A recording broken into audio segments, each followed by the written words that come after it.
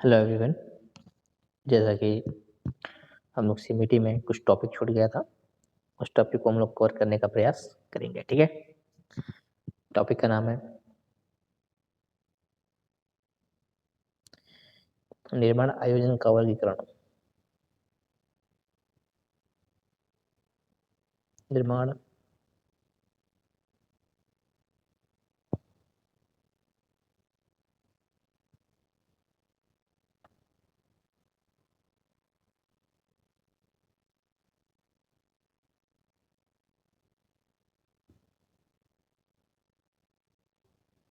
वर्गीकरण। ठीक है, ये जनरली दो टाइप होते हैं। पहला ऑनर प्लॉनिंग,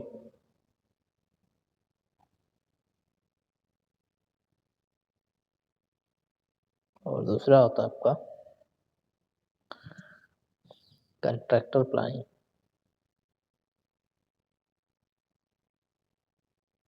कंट्रैक्टर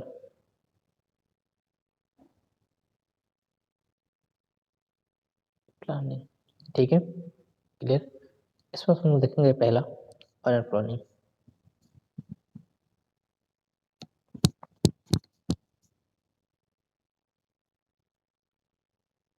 इसमें हम देखेंगे आपका पहला honour planning.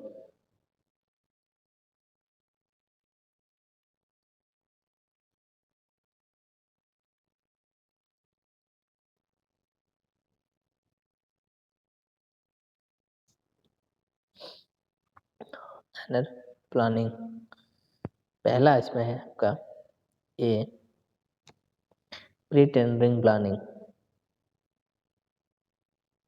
Pre tendering planning. ठीक है, प्री टेंडरिंग प्लानिंग, इसको ध्यान से सुनिएगा कि प्री टेंडरिंग प्लानिंग क्या होता है। कि कोई भी परियोजना है, ठीक है, उसकी स्वीकृति प्राप्त होने पर, ठीक है, कोई भी आपका परियोजना है, उसकी स्वीकृति प्राप्त होने पर इसके विस्तृत अभिकल्पन, ठीक है, ठीक है, नक्शे व विशिष्टियाँ तैयार करने की बारी आती है या फिर तैयार की जाती है। ठीक है, और कार्य की तकनीकी स्वीकृति प्राप्त की जाती है। क्लियर। और ये भी है कि जो आपके एडवर्टाइजमेंट होते हैं आपके, ठीक है, समाचार पत्र में, उसमें विज्ञापन देकर क्या करते हैं, कार्य के लिए ठेकेदारों से टेंडर मांगी जाती है। ठीक है, और ठेका पत्र क्या कहते हैं, तैयार किए जाते हैं। ठीक है, क्लियर। टेंडर के साथ जो भी निर्धारित धरोहर राशि होती है संलग्न करनी होती है, जिससे काम करने के इच्छुक व्यक्ति ही आगे आते हैं। ठीक है, क्लियर। ओके, ये बात आपको समझ में आनी चाहिए। ठीक है, एक बार फिर से मैं रिपीट कर रहा हूँ कि जो पेड टेंडरिंग प्लानिंग का मतलब ये होता है कि टेंडर आमंत्रण से पूर्व जो आपका आयोजन है, ठीक है, इसका मतलब है कि कोई भी परियोजना हम करते हैं, जो स्वीकृति प्राप्त होने पर हम क्या करते हैं, विस्तृत अभिकल्पन करते हैं, नक्शे व विशिष्टियाँ तैयार की जाती हैं, और कार्य की तकनीकी स्वीकृति प्राप्त की जाती हैं। ठीक है, और समाचार पत्रों में विज्ञापन देकर, कहाँ पे ध्यान दीजिएगा, समाचार पत्रों में समाचार समाचार पत्रों में, न्यूज़पेपर में क्या करते हैं, इसके विज्ञापन दे करके कार्य के निर्माण के लिए क्या करते हैं, ठेकेदारों से हम लोग क्या करते हैं, टेंडर मांगते हैं। ठीक है, टेंडर मांगे जाते हैं और ठेका पत्र तैयार किए जाते हैं। टेंडर के साथ निर्धारित धरोहर राशि संलग्न करनी होती है, जिससे काम करने के इच्छुक व्यक्ति ही आगे आते हैं। ठीक है, क्लियर। चलिए, बढ़िया। तो ये आपका रहा बेसिकली आपका प्री टेंडरिंग प्लानिंग। ठीक है, ओके। अब बात करते हैं, अब बात करें पोस्ट टेंडर प्लानिंग। ठीक है, सेकंड आपका है post tender planning. Post post tender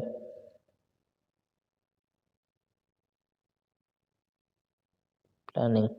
ठीक, पोस्ट टेंडर प्लानिंग, इसमें क्या होता है कि निर्धारित तिथि तथा समय पर उपस्थित जो निविदा होता है, दाताओं के सम्मुख, निविदा दाताओं के सम्मुख टेंडर खोले जाते हैं, और जो न्यूनतम दरों वाला एवं उपयुक्त टेंडर होता है, उसे स्वीकार कर लिया जाता है। ध्यान दीजिएगा, इम्पोर्टेंट बात है कि आपका जो टेंडर होना चाहिए, ठीक है, वो आपका न्यूनतम दरों वाला होना चाहिए, न्यूनतम न्यूनतम दरों वाला होना चाहिए, ठीक है, और उपयुक्त टेंडर होना चाहिए, ठीक है।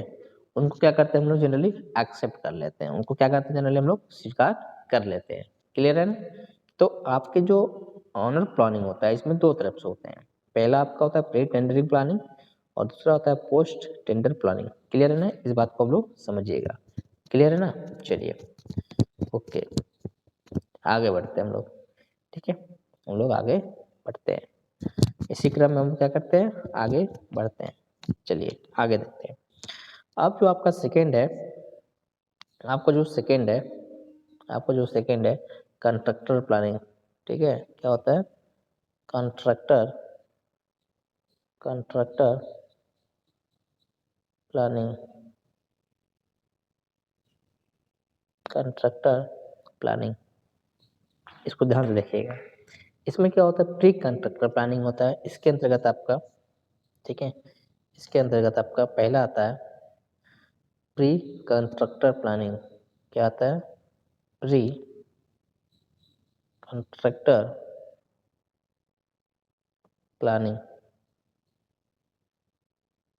प्री कंस्ट्रक्टर प्लानिंग, ठीक है, प्री कंस्ट्रक्टर प्लानिंग। यानी कि कह सकते हैं कि जो बड़े कार्यों के लिए जो मालिक होते हैं या प्रबंधक होते हैं, वो मान्यता प्राप्त ठेकेदारों से क्या करते हैं, निविदाएं आमंत्रित करते हैं, ठीक है। तो जिम्मेदारी जो निर्धारित प्रारूप पर जो दी जाती हैं, ठीक है, जिस पर ठेकेदार निर्माण कार्य के लिए क्या करते हैं, अपने दरें अंकित करते हैं, ठीक है, अपने दरें क्या करते हैं, अंकित करते हैं। इस बात को आप लोग ध्यान दीजिएगा, ठीक है। समानता टेंडर की दरें न्यूनतम और व्यवहारिक होती हैं, ठीक है, उसे स्वीकार कर लिया जाता है, जैसे कि हमने ऊपर ही बताया था आपको, ठीक है। जो भी आपके टेंडर होते हैं या फिर उस टेंडर की जो दर न्यूनतम होगा और व्यवहारिक होती है, उसे हम क्या करते हैं, स्वीकार कर लेते हैं और ठेकेदार को निर्माण कार्य शुरू करने के लिए आदेश दिया जाता है, ठीक है। ध्यान रहे कि एक बार अपनी दरें प्रेषित करने के बाद ठेकेदार इसमें वृद्धि नहीं कर सकता है। सबसे बड़ी इंपॉर्टेंट फैक्टर होता है कि एक बार अपनी दरें प्रेषित करने के बाद ठेकेदार इसमें, ठीक है, वृद्धि नहीं कर सकता है। इस बात को आप लोग समझिए, ठीक है। परंतु प्रबंधक अभियंता इसे कम करने के लिए आग्रह अवश्य कर सकते हैं, ठीक है। जो आपके प्रबंधक होते हैं, मैनेजर होते हैं या जो अभियंता होते हैं, इसे कम करने के लिए क्या कर सकते हैं, आग्रह कर सकते हैं। क्या कर सकते हैं? आग्रह कर सकते हैं, ठीक है। चलो, ओके, अब हम लोग बढ़ते हैं आगे, ठीक है। अब हम लोग बढ़ते हैं आगे। तो इसमें जो कुछ ऐसे चीजें होते हैं, जैसे आपका बात करें, इसमें बात करें आपके प्री कंस्ट्रक्टर प्लानिंग में, तो बेसिकली जो इसमें आपका कार्यस्थल हुआ आपका, ठीक है, कार्यस्थल हुआ, कार्यस्थल हुआ आपका, ठीक है, कार्यस्थल हुआ यानी कि साइट, ठीक है। टेंडर भरने से पहले ठेकेदार को निर्माण स्थल की पूरी जानकारी होनी चाहिए, क्योंकि कार्य प्रारंभ करने के लिए ठेकेदार को सामग्री, ध्यान दीजिएगा क्या क्या चाहिए, ठेकेदार को आपको क्या क्या चाहिए, सामग्री, सामग्री, ठीक है, सामग्री, श्रमिकों के साथ वहाँ पर पहुँचना होगा, ठीक है, श्रमिकों के साथ साथ वहाँ पे आपको क्या करना पड़ेगा, पहुँचना पड़ेगा, ठीक है, सामग्री भी और आपका श्रमिक भी। क्लियर है? दोनों को वहाँ पर साथ साथ पहुँचना पड़ेगा। यदि परियोजना की भूमि पर अभी तक प्रबंधकों का अभी तक कब्जा नहीं हुआ है अथवा न्यायालय में कोई विवाद चल रहा है, तो ठेकेदार को बीच में काम बंद करना पड़ सकता है। वो पता ही होगा, अभी सी बात है, क्या करना पड़ेगा, काम को बीच में बंद करना पड़ सकता है, जिसके कारण निर्माण सामग्री, ठीक है, क्या हो सकता है, डैमेज हो सकता है, ठीक है, प्रभावित हो सकता है और श्रमिक क्या होते हैं, जनरली भाग जाते हैं, जिसके स्वरूप ठेकेदार का क्या होता है, बहुत बड़ा नुकसान उठाना पड़ता है। ठेकेदार को क्या करना पड़ता है, बहुत ज़्यादा नुकसान उठाना पड़ता है, ठीक है। पहला बात हुआ कार्यस्थल को लेकर के। अगर बात करते हैं सेकेंड, अगर हम बात करें सेकेंड, अगर हम बात करें सेकेंड, कार्य की ड्राइंग,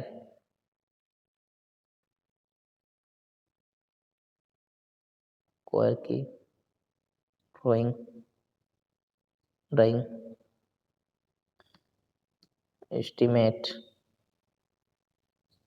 एस्टिमेट तथा विशिष्टियों का अध्ययन, ठीक है, विशिष्टियों का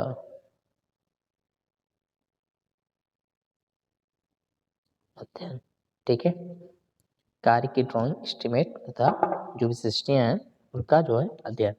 ठेकेदार को अपनी दरें अंकित करने से पूर्व कार्य के अभिकल्पन, ध्यान दीजिएगा, कार्य के अभिकल्पन, लागत विशिष्टियां, विभिन्न मदों के परिमाण की जानकारी प्राप्त कर लेनी चाहिए, ठीक है। चिनाई कार्य अधिक है अथवा प्रबलित सीमेंट कंक्रीट का जो भी महंगी मदों के जो परिणाम होते हैं, सॉरी परिमाण होते हैं, अधिक है अथवा कम है, कौन सी मद में लाभ अधिक है, कौन सी मद में कम है, ये सारी विशिष्टताएं क्या है, जनरली इसको अपने सूचना के अंतर्गत रखना जरूरी होता है, ठीक है। तो इस सूचना के आधार पे यह अनुमान लगाया जा सकता है कि इसमें जो अपने लाभांश का जो भी अनुमान है वो पता चल पाता है, ठीक है, आसानी से लग पाता है। क्लियर है ना, इस बात को आप लोग समझ रहे होंगे, ठीक है। पहला था आपका कार्यस्थल को लेकर के, अब था दूसरा था आपका कार्य की ड्राइंग एस्टिमेट तथा विशिष्टियों का अध्ययन को लेकर के, ठीक है। अब बात करते हैं थर्ड, सामग्री को लेकर के, ठीक है। अब बात करते हैं थर्ड आपको सामग्री को लेकर के, ठीक है। थर्ड आपका होता है सामग्री को लेकर के, सामग्री को लेकर के, ठीक है। अब बात करते हैं सामग्री को लेकर के। तो ठेकेदारों को जो कार्य पर हो रही सामग्री का जो भी ब्यौरा, गुणवत्ता, मूल्य, परिमाण, ठीक है, उसके बाद आपका प्राप्ति स्थान, परिवहन, व्यय, भंडारण इत्यादि के बारे में क्या होता है, पर्याप्त जानकारी मिलती है कि इसको कैसे हमको यूज करना है सामग्री को, ठीक है। इस बारे में सब कुछ आपको ध्यान देना पड़ेगा कि जो सामग्री का ब्यौरा है उसकी क्वालिटी क्या है, उसका मूल्य क्या है, ठीक है, उसका जो प्राप्ति स्थान क्या है, परिवहन व्यय कितना आ सकता है, उसका स्टोरेज में कितना, मतलब हमको क्या करना है, सुविधा, उसके बारे में ध्यान देना पड़ेगा, ठीक है। ये सब चीजें क्या होती है, सामग्री के अंतर्गत आती है। अब बात करते हैं फोर्थ आपका आता है श्रमिक। फोर्थ क्या आता है, श्रमिक। क्या होता है भैया, फोर्थ आपका श्रमिक। ठेकेदारों को निर्माण कार्य के लिए विभिन्न श्रेणी के श्रमिकों तथा विभिन्न श्रेणी के श्रमिकों का तथा उसके संख्या का अनुमान लगा लेना चाहिए, ठीक है। ठेकेदारों को निर्माण कार्य के लिए विभिन्न श्रेणी के श्रमिकों तथा विभिन्न श्रेणी के श्रमिकों का तथा उनके संख्या का अनुमान क्या होना चाहिए, लगा लेना चाहिए, ठीक है। ये श्रमिक कहाँ से तथा कितनी मजदूरी पर उपलब्ध हो सकते हैं, ये सब चीजें क्या होनी चाहिए आपको, ठीक है। टेंडर भरने से पूर्व इसकी जानकारी आवश्यक है, ये बहुत ही जरूरी है। परियोजना की लागत का लगभग 30% मजदूरी पर ही व्यय होता है, ठीक है। जो आपका 30% होता है वो जनरली क्या होता है, मजदूरी पर ही व्यय होता है, ठीक है। क्लियर है। सस्ती दरों पर श्रमिक उपलब्ध हो जाने पर ठेकेदार का अधिक लाभ हो जाता है। क्लियर है, चलो ठीक है। अब बात करते हैं, यहाँ तो बात हो गया श्रमिक का, अब बात करते हैं औजार तथा मशीन, ठीक है। औजार तथा मशीन, औजार औजार तथा मशीन, औजार तथा मशीन। जो ठेकेदार होते हैं, ठीक है, ठेकेदार को विशेष औजारों तथा मशीनों के बारे में जिनका प्रयोग निर्माण कार्य पर किया जाना आवश्यक है की स्थिति जान लेनी चाहिए, ठीक है। भाई जब तक हम स्थिति नहीं जानेंगे किसी भी मशीन की, औजार या जो भी आपको सामग्री सामग्री के तौर पे नहीं, मतलब औजार के तौर पे जो भी आप यूज करना चाहते हो वो आपका प्रॉपर काम कर रहा है या नहीं कर रहा है, जो मशीनें हमने यूज करने के लिए लाए हैं मशीन प्रॉपर वर्क में है कि नहीं है, ठीक है, किसी पर कोई दिक्कत नहीं है ना, ठीक है। तो कौन कौन सी मशीनें विभाग सप्लाई करेगा और किस दर पर तथा किन संयंत्रों के ठेकेदार को स्वयं व्यवस्था करनी होगी और इन पर कितना व्यय होगा, यह ज्ञात करना भी बहुत जरूरी होता है, ठीक है। मैं फिर से बता रहा हूँ, ठेकेदार को विशेष औजारों तथा मशीनों के बारे में जिनका निर्माण, ठीक है, जिनका प्रयोग निर्माण कार्य पर किया जाता है उनके बारे में क्या होना चाहिए, जान लेना चाहिए कि ठीक है, उनकी स्थिति को जान लेना चाहिए कि कैसा प्रॉपर वर्क कर रहा है नहीं कर रहा है, ठीक है, प्रॉपर वर्क कर रहा है नहीं कर रहा है। अगर प्रॉपर वर्क कर रहा है तो आप क्या करेंगे, उसका यूज करके आप एफिशिएंटली वर्क निकाल सकते हैं, लेकिन आपका मशीन ही प्रॉपर काम नहीं करेगा तो कहीं न कहीं आपकी एक्यूरेसी जो काम की होगी कहीं न कहीं प्रॉब्लम क्रिएट करेगा, ठीक है? उसके बाद से कौन-कौन सी मशीनें विभाग सप्लाई करेगा और किस दर पर, ठीक है? सॉरी, ये सब चीज़ें होती हैं, ठीक है? और एक चीज़ आपको और ध्यान देना पड़ेगा कि कौन-कौन सी मशीनें विभाग सप्लाई करेगा और किस दर पर तथा किन संयंत्रों की ठेकेदारी को स्वयं व्यवस्था करनी होगी और इन पर कितना व्यय होगा, ये ज्ञात करना भी बहुत ज़रूरी होता है, ठीक है? चलिए अब बात करते हैं, अब नेक्स्ट बात करते हैं हम लोग भौगोलिक स्थिति, ठीक है? भौगोलिक भौगोलिक स्थिति, ठीक है? भौगोलिक स्थिति।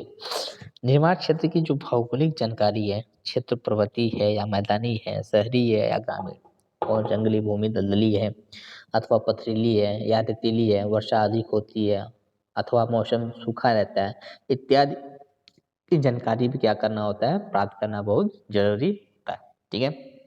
उसके बाद आपका जो भी नींव का प्रकार है, ठीक है? नींव नींव की प्रकार, ठीक है?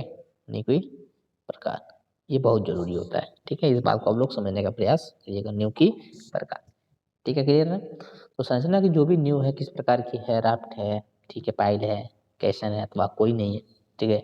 या कोई और प्रकार की है, ठीक है? ये सब चीज़ें क्या होती हैं, बहुत ही इसको चीज़ों के बारे में जानकारी रखना आवश्यक होता है।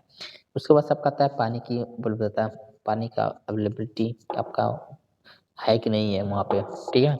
निर्माण कार्य के लिए पानी अथवा बिजली की कहाँ से, कैसे और किस दर पर उपलब्ध होगा और इसका वहन कैसे किया जाएगा, ये सब बातें क्या होती हैं, विचारणीय होती हैं, ठीक है? जिसको सोचने योग्य कर सकते हैं। क्योंकि ये सब चीज़ें अगर आप पहले से नहीं सोचोगे, ठीक है? तो आप उस समय दौरान नहीं कर पाओगे आप, ठीक है? क्लियर है? और इसका जो प्रबंध होता है वो ठेकेदार को स्वयं करना पड़ता है, ठीक है? और जो भी अतिरिक्त आता है उसको टेंडर में जोड़ दिया जाना चाहिए, ठीक है? ओके। उसके बाद से बात आती है कि यातायात के साधन, ठीक है? यातायात के साधन, ठीक है? यातायात के साधन, क्लियर? यातायात के साधन में कार्यस्थल तक आवश्यक निर्माण सामग्री, मशीनें तथा श्रमिक ले जाने की तथा क्या व्यवस्था होनी चाहिए। निर्माण स्थल के लिए निकट रेलवे स्टेशन अथवा सड़क है, रेलवे स्टेशन से पहुँच मार्ग यदि आवश्यक है, तो इस पर कितना व्यय होगा, ये किसके खर्चे पर डाला जाएगा। ये सब चीज़ें क्या होती हैं, आपको अनुमान लगा लेनी चाहिए, ठीक है? क्लियर? परियोजना का पूर्ति समय, परियोजना का पूर्ति समय का मतलब होता है, नेक्स्ट आपका है परियोजना का परियोजना का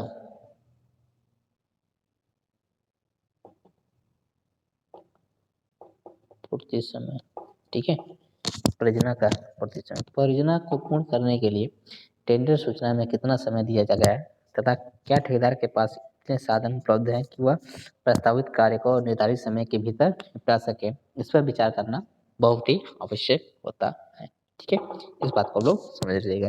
ये जितने भी पॉइंट आपके आए हैं वो आपके आए हैं, ठीक है? आपके जितने भी पॉइंट आए हैं आपके आए हैं प्री कंट्रक्टर प्लानिंग में, ठीक है? टेंडर भरने का और ठेका प्राप्ति के पूर्व का जो भी आयोजन होता है, सब चीज़ें यहाँ पे ध्यान देनी होती है। अब आती है पोस्ट कंट्रक्टर प्लानिंग, ठीक है? अब आती है पोस्ट कंस्ट्रक्टर प्लानिंग,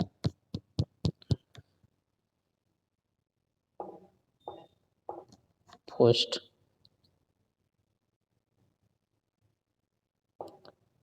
पोस्ट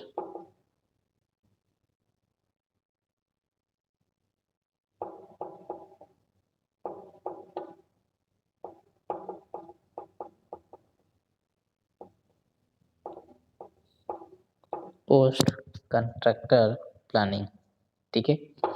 ध्यान दीजिएगा, पोस्ट कंस्ट्रक्टर प्लानिंग इसमें क्या क्या होता है, ठेका प्राप्ति के बाद क्या आयोजन होता है, तो पहला निर्माण शिविर का स्थापन, पहला चीज होता है आपका, पहला होता है आपका निर्माण शिविर का स्थापन, निर्माण शिविर का स्थापन, ठीक है। निर्माण शिविर का स्थापन का मतलब होता है कि निर्माण स्थल पर शिविर लगाने, बहुत सड़कें, रोशनी, पानी, रोसेट इत्यादि के बारे में आयोजन किया जाता है, ठीक है। भाई शिविर बनाना बहुत जरूरी होता है, कैंप जिसको हम लोग बोलते हैं, ठीक है। ये बात पहला हुआ जब आपका पोस्ट कॉन्ट्रेक्चुअल प्लानिंग की बात हुई थी तब, ठीक है। अच्छा, अब बात करते हैं सेकंड। अब बात करते हैं सेकंड, निर्माण क्रियाओं का निर्धारण। निर्माण निर्माण क्रियाओं का निर्धारण, ठीक है। निर्माण क्रियाओं का निर्माण कार्य के लिए कौन सी क्रियाएं कब और किस क्रम में करनी है, ठीक है। अर्थात विभिन्न क्रियाओं का जो अनुक्रमण है, ठीक है, सीक्वेंस है, वो कैसे होना है, कैसे करना है, इस बात को भली भांति जान लेना आवश्यक होता है, ठीक है। बहुत इंपॉर्टेंट फैक्टर होता है कि निर्माण कार्य के लिए कौन सी क्रियाएं कब और किस क्रम में करनी है, अर्थात विभिन्न क्रियाओं का जो अनुक्रमण होता है वो उसको कैसे करना है, ठीक है। सिक्वेंसली एक के बाद एक, दूसरा दूसरा के बाद तीसरा, कौन सा काम एकदम अच्छे से होगा, जो भी आपका एक्टिविटी है, ठीक है। अच्छा, अब बात आती है तीसरा।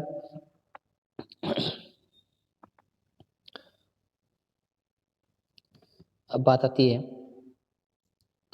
तीसरा तीसरा निर्माण कर्मियों की नियुक्ति। निर्माण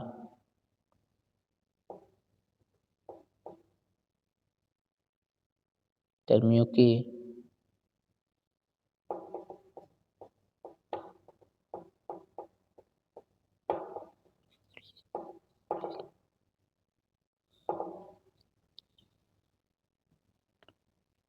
निर्माण कर्मियों की नियुक्ति, ठीक है, ठीक है, ओके। इसका मतलब है कि निर्माण कार्यों के लिए आवश्यक जो अधिकारियां हैं, ठीक है, अधिकारियों, सुपरवाइजरों तथा जो भी श्रमिकों की संख्या है, उनको जनरली क्या करते हैं, ज्ञात कर ली जाती है, ठीक है, और इनकी व्यवस्था की जाती है। भाई हमको पता है कि कोई पर्टिकुलर टास्क आपको मिलेगा तो उसके लिए कितने अधिकारियों की आवश्यकता पड़ेगी, ठीक है, अधिकारियों की आवश्यकता पड़ेगी, क्लियर। कितने आपके सुपरवाइजर होंगे, ठीक है, सुपरवाइजर होंगे, ठीक है। कितने आपके लेबर होंगे, कितने आपके लेबर होंगे, इस सब चीज़ों की क्या होती है, व्यवस्था करनी पड़ती है किसी भी टास्क को या फिर किसी भी एक्टिविटी को आगे बढ़ाने के लिए, प्रॉपर एक इंस्पेक्शन और क्वालिटी कंट्रोल के साथ, ठीक है। बात उसके बाद आती है नेक्स्ट।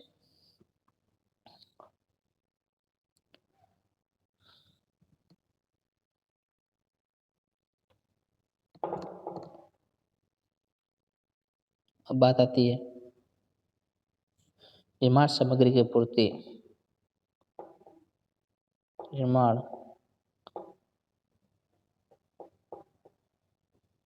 सामग्री की पूर्ति, ठीक है, निर्माण सामग्री की पूर्ति। चलो भैया, निर्माण सामग्री की पूर्ति की बात करें अगर, ठीक है, निर्माण सामग्री की जो पूर्ति की बात करें, आवश्यक निर्माण सामग्री की मात्रा तथा इसकी सप्लाई के लिए किसको तथा किस ऑर्डर भेजना है, इसका पूरा कार्रवाई की जाती है इस पर, ठीक है। उसके बाद आती है बात नेक्स्ट। नेक्स्ट पांचवा आता है आपका उपकरणों की प्राप्ति, ठीक है, उपकरणों की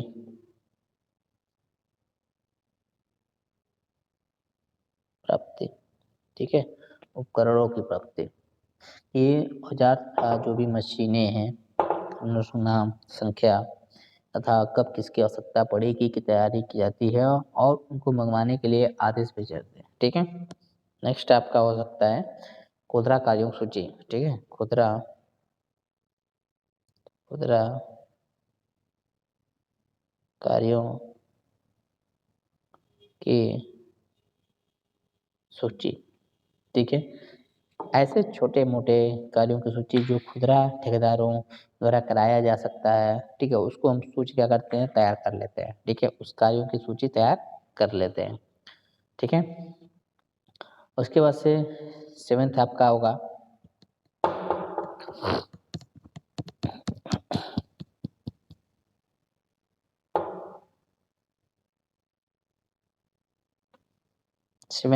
समय तथा साधनों का सामंजस्य।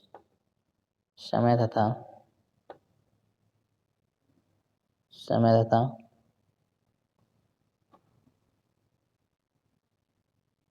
साधनों का सामंजस्य।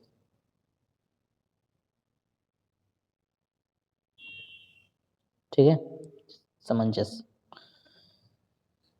तो ये कहीं न कहीं जो चीज़ें होती हैं, ठीक है, कहीं न कहीं जो चीज़ें होती हैं आपके निर्माण कार्य कितनी अवधि में पूर्ण होनी चाहिए, ठीक है, कितनी अवधि में पूर्ण होनी चाहिए, कितनी अवधि में इसको ठेकेदार को अपने पास उपलब्ध साधनों के आधार पर एक अनुमान लगाया जा सकता है, ठीक है, कितने समय में उपलब्ध कंप्लीट हो सकता है आपका जो भी परियोजना है, ठीक है, क्लियर है ना? इस बात को आप लोग अच्छी तरह से समझ रहे होंगे, ठीक है। तो कहीं न कहीं जो आपके इतने जो पर्टिकुलर टास्क हैं, ठीक है, वो कहीं न कहीं 3 लोगों पे ज़्यादा डिपेंड करता है, ठीक है। जैसे अगर हम बात करें, ठीक है, अगर हम बात करें कि जो ठेकेदार होते हैं, ठीक है, जो ठेकेदार होते हैं, उनका बहुत बड़ा रोल होता है, ठीक है। जो ठेकेदार होते हैं, उनका बहुत बड़ा रोल होता है। क्यों? क्योंकि अगर वो गलत मशीन को चयन कर लेंगे या फिर गलत सामग्री का चयन कर लेंगे, तो कहीं न कहीं जो आपका वर्किंग कंडीशन होगा, ठीक है, ठीक है, तो आपका वर्किंग कंडीशन होगा, वो आपका क्या हो जाएगा? बहुत पुअर हो जाएगा, ठीक है। इसलिए जो भी आपके पैरामीटर होते हैं क्वालिटी को लेकर के, वो कहीं न कहीं क्या होता है कि उनके जो चुनाव होते हैं, उनके मटेरियल को लेकर के या फिर मशीनों को लेकर के, उन पे बहुत सारा डिपेंड करता है, ठीक है। ये बहुत बड़ा इम्पोर्टेंट फैक्टर होता है, ठीक है गाइस। तो ये आज का जो भी क्लासिफिकेशन आपका भी प्लानिंग रहा है, पोस्ट का ओनर प्लानिंग या फिर कंट्रैक्टर प्लानिंग, इसमें आपका प्री पोस्ट 2 टाइप का अलग-अलग था आपका, ठीक है। तो ये बहुत इम्पोर्टेंट हो जाते हैं आपके एग्ज़ाम के पॉइंट ऑफ व्यू से। अगर यहाँ से क्वेश्चन बनते हैं तो आप यहाँ से चीज़ों को लिख सकते हो, बता सकते हैं, ठीक है। बहुत ही इम्पोर्टेंट होता है। इस बात को आप लोग समझ चुके होंगे, ठीक है गाइस? चलिए, अब बात करते हैं जो आपका नेक्स्ट टॉपिक होगा, हम लोग उस नेक्स्ट टॉपिक में हम लोग उसको कवर करने वाले हैं, ठीक है।